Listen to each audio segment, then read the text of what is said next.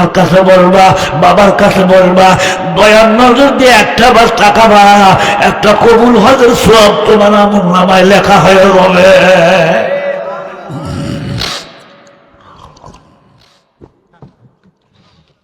আমি মাকে হারাইছি অনেক আগে। আগে আব্বা দুনিয়ার থেকে গেছে, এরপর মা গেছে।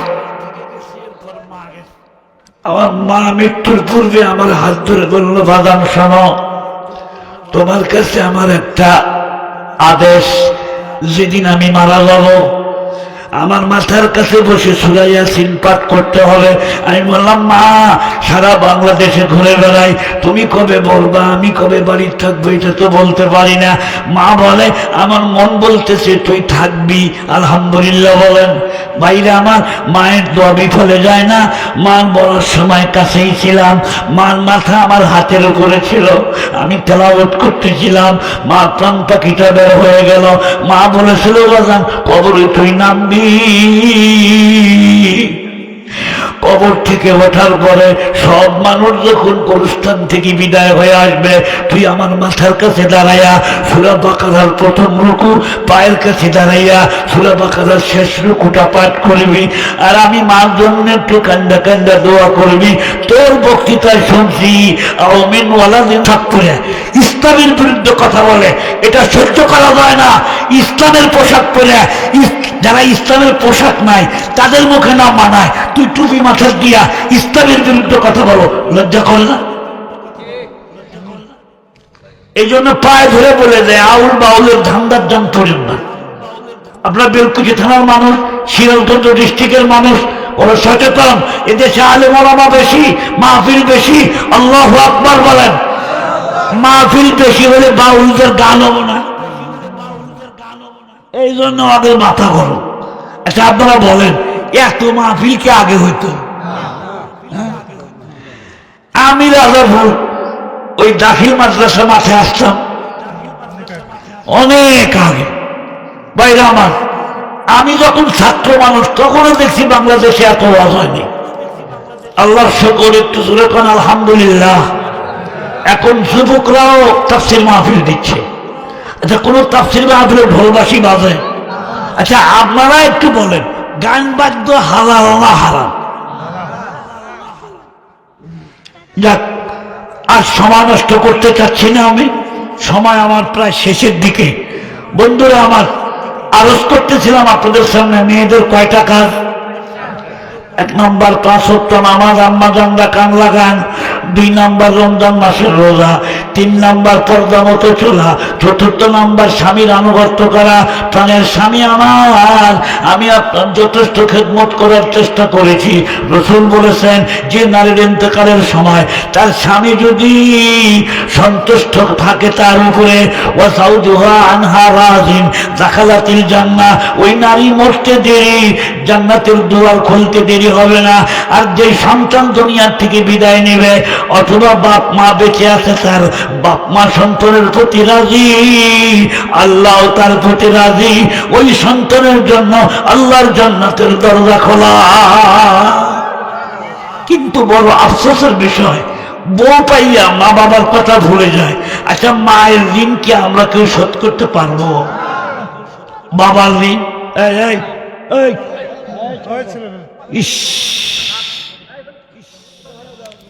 মায়ের ঋণও শোধ করতে পারবো না, বাবার ঋণও শোধ করতে পারবো না। বাবা নিজে সেরা জামা গায়ে দেয়, ছেলে কলেজে পড়ে নতুন জামা বানায় দেয়। মায়ে জিজ্ঞেস করে, প্রাণের স্বামী আমার, আপনি একটা নতুন জামা বানান। স্বামী বলে, আমি যদি নতুন জামা গায়ে দেই, আমার ছেলের লেখাপড়ার খরচ কে জোগাবে? ও আমার ছোট ভাই, তোমার বাবা তোমার জন্য ভালো জিনিস খায় নাই, তোমার সুখের জন্য, তোমার আমার শান্তির জন্য একটু ভালো কাপড় পরলো না, একটা ভালো কম্বল গায়ে দিল না। আজকে তুমি অফিসার হয়ে গেছো, মায়ের কথা ভুলে গেলা, বাবার কথা ভুলে গেলা। তোমার মা বাবার মুখ হলো মক্কা মদিনা। মা খুশি, আল্লাহ খুশি, বাবা খুশি তো আল্লাহ খুশি। আজ থেকে 10 বছর আগে আমেরিকায় এক মা মামলা করলো আমেরিকার কোর্টে, মহামান্য আদালত। আমার স্বামী মারা গেছে 5 বছর, আমি অসুস্থ মা, বিছনায় পড়ে থাকি। আমার বাড়ির মধ্যে মাত্র 2 জন মানুষ, আমি আর আমার সন্তান।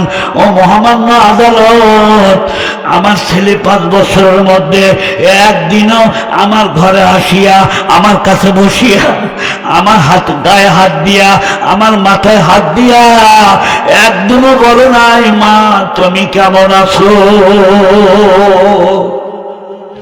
মহামান্য আদালত, আমার ছেলে একটা কুকুর পালে।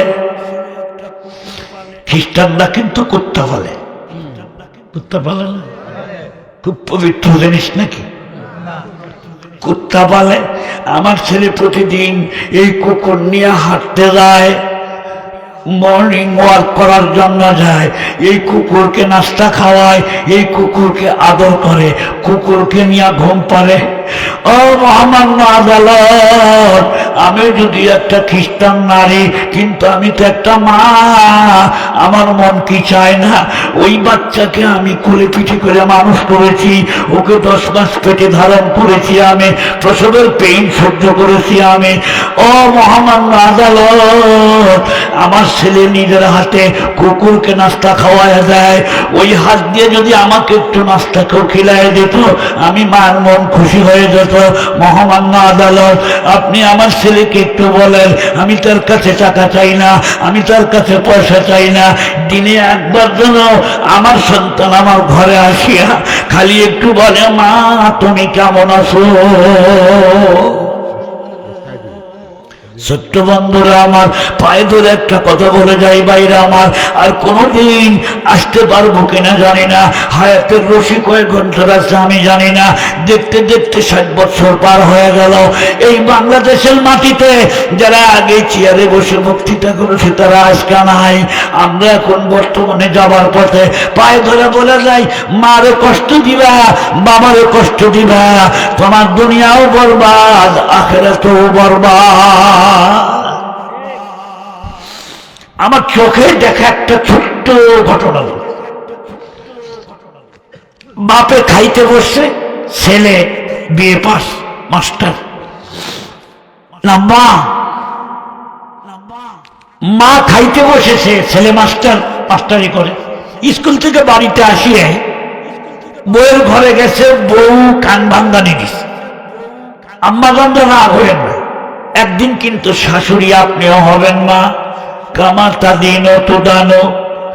কোনদিন শাশুড়িকে শাশুড়ির মতো মনে না করে মায়ের মতো মনে করবেন। শাশুড়ি আম্মারাও পুত্রবধূকে বেটির মতো অন্তরে লাগা দেবেন, গোলমাল থাকবে না। কথা বলেন না কেন? শাশুড়িরাও ঠেটা, বউগুলাও ঠেটা। এত এত সন্দেহ এত বেটাকলে একটু ঘরের যা বসে থাকলে কয় যে কি মানে আমার বিরুদ্ধে করছে। মায়ের হক মায়ের কাছে, বইয়ের হক বইয়ের কাছে। একজনের হক আদায় করতে যে আরেকজনের হক নষ্ট করা যাবে না। বউও শিক্ষিত, আমার মাস্টার সাহেব মারা গেছে, আল্লাহ তাকে মাফ করুক, আমিন বলেন। মাস্টার সাহেব বাড়ির মধ্যে ঢুকে বউ কি যে বলছে, মা কেবল খানা খাইতে বসেছিল। বন্ধুরা আমার, গরু পিটানো লাঠি আপনারা চেনেন, লাঠিটা চালের সাথে ছিল, লাঠিটা পারল মায়ের গায়ে যখন মায়ের আরম্ভ করেছে। এটা মায়ের পুত্র সন্তান, বড় ছেলে, লেখাপড়া শিখাইছে, বিএ পাস করাইছে। মায়ের যখন আরম্ভ করেছে, মা তখন দেখে বলে বাজান তুই আমারে মারিস কেন? তখন বলে তুমি আমার বউর সাথে কেন ঝগড়া করেছ? মা বলে বাজান তুই আজকে ছেড়ে দে, আমি আর তোর বউর সাথে ঝগড়া করবো না। বাজান রে, তোর হাতে আমার পিঠের মধ্যে যখন লাগ পড়ে, খোদার আরশ কিন্তু থরথর করে কেঁপে ওঠে। বাজান তোর একটা ছেলে মেয়েও কিন্তু হয় নাই। বাজান একবার আমার দিক তাকায় দেখ, আমার কানটা এখনো খালি তোর বাপ দুনিয়ায় বেঁচে নাই। তুই যখন ম্যাট্রিক পরীক্ষা দিতেছিলি টাকা ছিল না তোর কাছে, আমি মা আমার বিয়ার গয়না বিক্রি করে তোর পরীক্ষার খরচ আমি জ্বালাইছিলাম, খবরদার তুলে আমার গায়ে আর হাত তুলিস না। ছেলেটাও যখন মানে না, নিজের চোখে মাইকটা দেখেছে বন্ধুরা আমার, মা আল্লাহর কাছে হাত তুলে বলে, মায়ের মমতা যখন আমার সন্তানের সিনার মধ্যে আল্লাহ তুমি দাও নাই, আমার সন্তান যেন জীবনেও কোনোদিন মা আব্বা ডাক শুনতে না পায়। ও তোমার সমগ রুল আজহাল মে খোদা দেরো গিরাজ শক্ত গিরাজ আমার তারা। আল্লাহ ধরেন না, আল্লাহ যখন ধরেন তখন ছাড়েন না। মা দুনিয়া থেকে বিদায় নিয়ে চলে গেল। এই মাস্টার ডাক্তার দেখায়, কবিরাজ দেখায়, কত রকম চিকিৎসা করলো, সব ডাক্তাররা একই জবাব দিল, কোনো সমস্যা নাই। বাচ্চা কেন হয় না? বলে বাচ্চা দেওয়ার মালিক ডাক্তার না, বাচ্চা দেওয়ার মালিককে। আমরা কি করি? বলে দেখেন কোনো সমস্যা আছে, বীর্য পরীক্ষা করে, হরমোন টেস্ট করে, হরমোন তো শুরু নাই বলে। আমার বিবিকে পরীক্ষা করেন, বিবির পরীক্ষা করে করেন না, একবারে ওয়াল কমপ্লিট। আপনারা একটু জবান খুলে বলুন, ছেলে মেয়ে দেওয়ার মালিক কে? আরো জোরে বলুন কে? কোরআন শরীফ আমার আল্লাহ বলেন, ইয়াহাবু লিমান ইয়াশাউ ইনাসাও ওয়া ইয়াহাবু লিমান ইয়াশাউ যুকুর। আল্লাহ যাকে খুশি ছেলে দেন, যাকে খুশি মেয়ে দেন।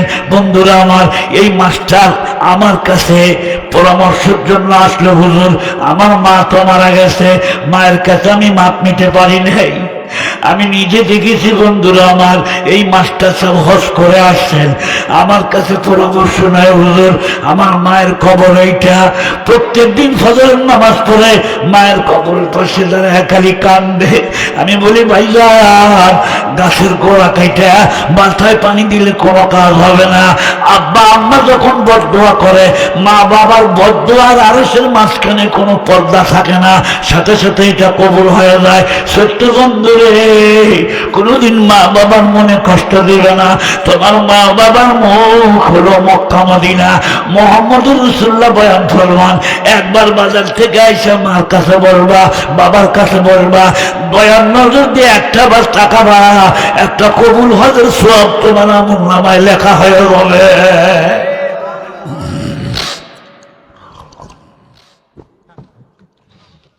আমি মাকে হারাইছি অনেক আগে আব্বা দুনিয়ার থেকে গেছে, এরপর মা গেছে।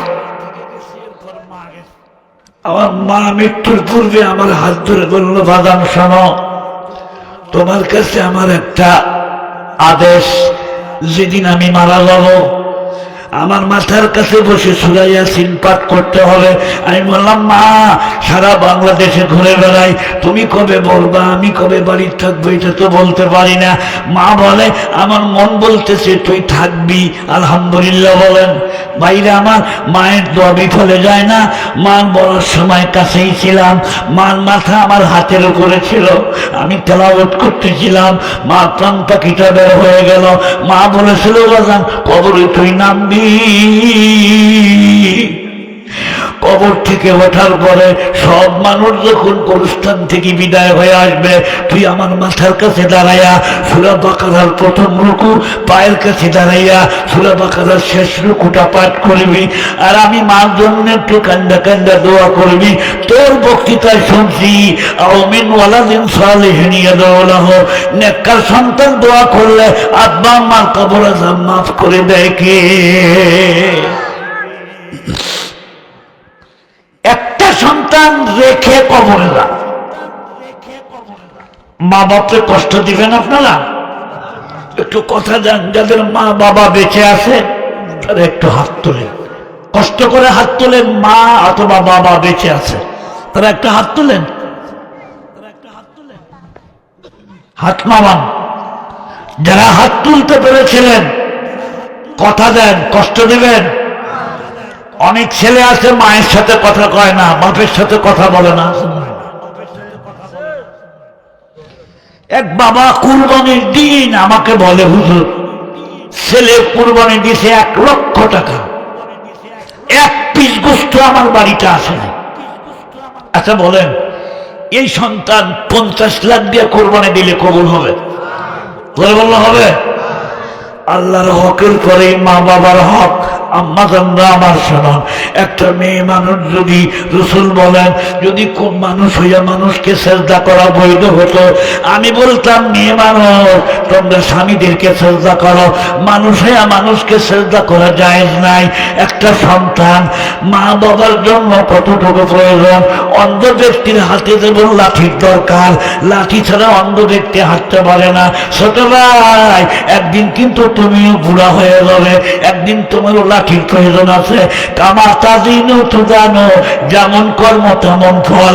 ঢাকা ভার্সিটির একজন লেকচারার, সে এখন বর্তমানে আছে ওই বৃদ্ধা আশ্রমে, বর্তমানেও বৃদ্ধা আশ্রমে আছে।